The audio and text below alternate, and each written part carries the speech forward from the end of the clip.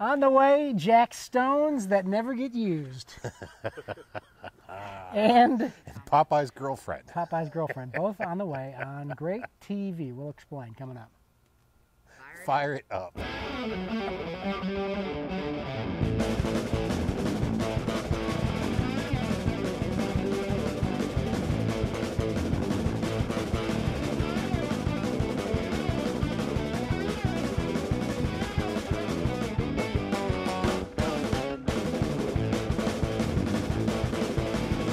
All right.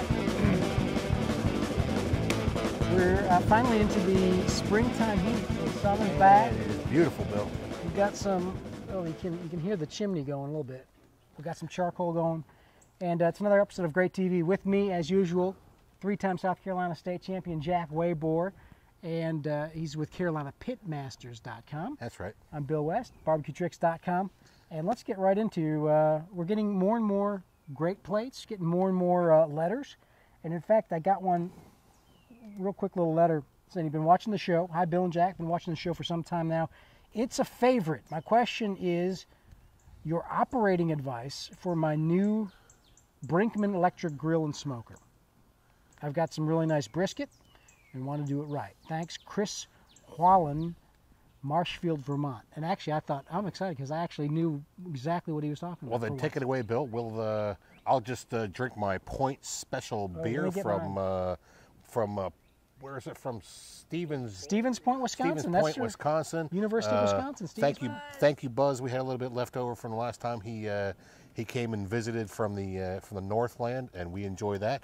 And certainly, electric smokers is not something that I can say I'm an authority on, and Bill has one, so we'll let Bill answer the question today. My Brinkman is right over my corner here, and you can see it's gotten some use. The Brinkman Gourmet electric smoker, and I think I must have used it for some charcoal.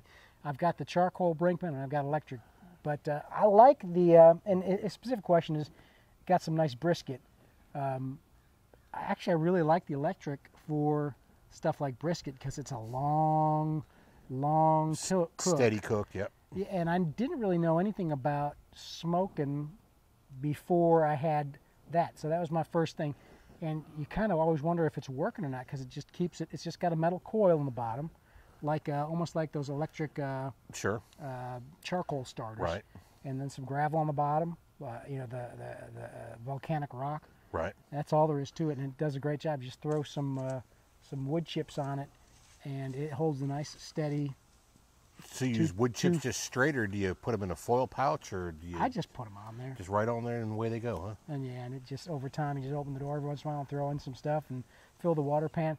But to answer your question, what I did is I sent them a little video because I did an actual brisket on the Brinkman, which we just posted, and it's real easy. Just plug the thing in and let it rock. Let it rock. Good. In fact, that's the Brink. Yeah. So take a look at that, and real easy to do. Plug it in and go. Well, certainly the process for cooking a brisket we've discussed in the past, and we'll just kind of review it real quick, Bill, as far as what you need to do and what temperatures and so on and so forth. And of course, brisket, in my opinion, should be cooked low and slow. It gives the fat time to render and develop, and the flavors to develop within the brisket itself. And my technique is usually to let the brisket cook until it gets an internal temperature of about 155, 165, somewhere in there. The temperature that you actually foil at isn't as critical on the electric smoker because you're not going to deal with the discoloration and the over cooking of the bark and so on and so forth, because I know the electric smoker takes it easy on that as far as convection goes and so on and so forth. So I usually go ahead and foil right around 165 or 160, 65, somewhere in there. And I always add a tasty liquid, and you know that. And then, foil it up tight and let it go through. And depending on what cut you have and what you're working with, get it off, when it's tender, when you put a fork in it or a temperature probe or something like that, and it feels tender. And that could be anywhere between 190 degrees and 210 degrees. And every brisket's different. And I found out this past weekend, as a matter of fact, where we were cooking, Bill, that necessarily you don't need to be fooled, because I pulled my brisket a little early last week and it tightened up on me as it cooled. And why that happened, I still haven't quite figured out yet, but it did happen. And so we're playing with brisket ourselves right now to see what happened. You know me, Bill, I've cooked 100 briskets if I cooked one, and I don't usually miss. So I'm watching right now. I pulled my brisket about 192 degrees, and it got a little tight as it cooled. So I'm going to let my next brisket go a little bit longer, probably into the 195, 196, 198 range. And of course, I don't ever use a temperature probe or a set temperature to tell me when meat is done ever. It's always a feel for me. I always insert a fork or a probe or something like that, and I feel how it is, whether it's, where it's tight. And as you get more experience in working with meat and just testing out on your backyard grill, you can always tell when your meat is where you like it. And it's always important, not necessarily where judges like it, it's where you like it. And brisket, you're going to know. Sticking a probe in there, Yeah. it's gonna slide in when it's right. good and ready. In general, you said you wrap it. Everybody wraps it, right? Everybody, you don't have to wrap it, but most people that I know do wrap it. They add a liquid of some kind, and that just helps it get through its development stage and get through the stall, Bill. Basically, is what that's all about, and it kind of helps it tenderize and break down those internal connective tissues that are in there, and allows that meat just to blossom and bloom a little bit. I have never found it to be a harm to brisket to wrap it. I teach the technique all the time. I think it's a good solid technique. I think it's a good solid way to cook a brisket, and it's a lot more forgiving. You can't go wrong. More than likely, with the extra steam in there and the extra moisture in there, your brisket won't dry out quite as you don't need to be quite so on the target temperature. And with the Mike's Catering Crew, you do fat side down? Fat side down. Of course, we cook on the Oklahoma Joe, and the fat is coming up out of the or the heat is coming up out of the offset firebox, so it's coming up from the bottom. So we use the fat side down because we want to be able to use that fat towards to shield the heat. So, I mean, there's a lot of different things for Chris. And bottom line is, with the electric, I don't think there's any real difference compared to the charcoal. It's just going to be a lot easier for you. It sure is, and you know what? It's probably a great cooker to start with. Probably something, as far as getting to know how the meat reacts to heat and how it all puts together. You're gonna get a good solid piece of meat that you're going to be able to eat. When you get into live fire cooking is a technique, and it doesn't always work out, and we know that, Bill. Live fire cooking doesn't always work out. So I think you got a great thing going on. Certainly, when you're ready to go to live fire cooking, yeah, man, have good with it. Have a good time. I got your beer by accident. Did you see this? I didn't tell you what it was, but the Wacko beer. I get Wacko beer. Wacko Summer Seasonal. Well, I guess I'm gonna have it. A beer with crisp summer beer. It says with beet juice color, so I don't. Beet juice. No, I got to. Man, are you lucky? I should have brought a glass, but cheers. Cheers. All right, so let's look at some of these great plates because we got actually two. This was the first one that you emailed over to me. Brian, out the Banjo BQ cook-off over in Augusta. In Augusta, they cooked over there this past weekend, which would be probably 2 weeks from when you're going to see this. And they have a Friday night ribeye cook-off. And Brian sent these over to me and told me he did them by the Finney method. And of course, we all know that the Finney method is, the reverse sear method that has been coined over the years and is just regaining popularity as far as it goes, reverse searing. And apparently they took third place from what I had heard. So congratulations, Brian. The steaks look great. Looking good. And man, I tell you what, next time I'm looking for a steak, I'm coming by your house, and you can feed me and the rest of the crew. Thanks. Dwayne sent this one over out of Durham, North Carolina. And actually, I like this. This is perfect for posting over the holiday weekend. Made most of this myself with the help from my fiance Carolyn. He's got some smoked barbecue chicken there. He's got some smoked pork loin there. Oh, look at that. Big spread, grilled corn with cilantro, lime, garlic, and pesto. That's a new thing right now for corn, Bill. Everybody's cooking that for corn. Yeah. Mashed sweet potato with banana, brown sugar, and cinnamon. Chilled strawberry soup. He says that he doesn't get credit for that. And he said most of the stuff that he got were from Serious Barbecue, the Adam Perry line. Oh, yeah. So good job, Dwayne in Durham, North Carolina. Thank you for sending that in. Looked really good. It did look good. All right, our secret ingredient this week is, I thought, something pretty clever. It is clever. And you use this. I didn't know that this would be as ideal for barbecue as much as just for overall cooking. And we're going to work with olive oil, Bill, and you know, I've done some research into olive oil, and I've done some research into oils in general, and olive oil just seems to be a good, solid, flavorful oil for doing a lot of different things within the kitchen. And I know a lot of the chefs that I've worked with in the past, and I'm sure you've read about it, wouldn't go anywhere without their olive oil, because it just adds that extra dimension of flavor that everybody just really likes to have in their kitchen. And we use it. You know, it's good on chicken. It's good on steak. It's good on just about everything. And most importantly, it's fairly recognizable as far as it goes.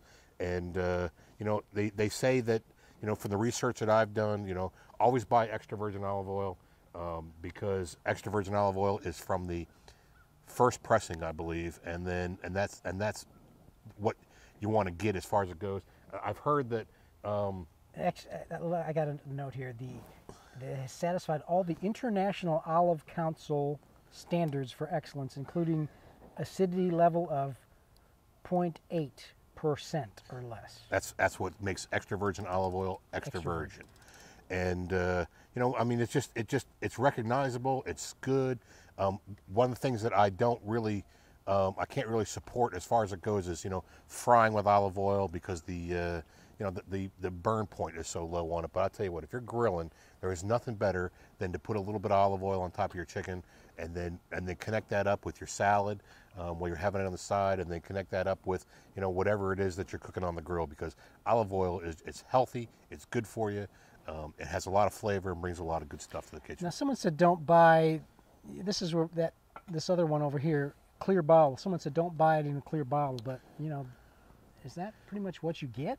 You can buy olive oil in a lot of different bottles. I would say I think light is one of the enemies. Light is an enemy to a lot of different foods and a lot of different things. And light, especially fluorescent lights, will affect the overall flavor of the olive oil. So, excuse me. So no, if you can buy it in a darker bottle, certainly you can. Certainly buy it in a darker bottle. Most of the most popular and less expensive olive oils come in clear bottles. When you get it home, put it in the cabinet so it's you know, where it should be. There's also a date on there, a bottling date and a pressing date on the cap. This one's on the cap. You want to buy it as close to the harvest date as you can, so it's good and fresh. And you know, you want to put it into. I don't believe MJ actually bought this olive oil this way. I believe she went ahead and took their olive oil out of her bottle and put it into this decorative container. The decorative container couldn't be any better. Keeps the light out, makes everything good. And actually, I've heard tips here. You buy less is better. Buy less. Keep it fresh. Keep it fresh. Keep it fresh as you can. But olive oil, good for marinades. Good for marinades. Just salad dressings, you name it. It's, you know, you put the olive oil together with an acid of some sort. Your acid being vinegar, lemon juice, whatever it is, orange juice, whatever it is that you want to use. Make it a salad dressing, make it a marinade, make it a dip. I mean, there's just a whole lot of things to do, and olive oil brings that dimension of flavor, the added extra dimension of flavor that your corn oils or, you know, your canola oils or any of those won't bring. Olive oil, good stuff. All right, let's see this gadget here today. Last week we started talking about some of the sharpening knives sharpening. We had a newfangled device. This, I guess, would be. This is an old-fangled device for me. Back in the days when I cut meat, we had one of these, but it was big. It was about so big and so wide that we sharpened up our knives on. And this is just a throwback to that. This is called a tri-hone, and a tri-hone has all of the three different stones on there: the fine, the medium, and the coarse stone. Oh, I see. And what you do is, Yours as you is can kinda see, falling this apart there, this huh? is old. I need to reglue these things back on.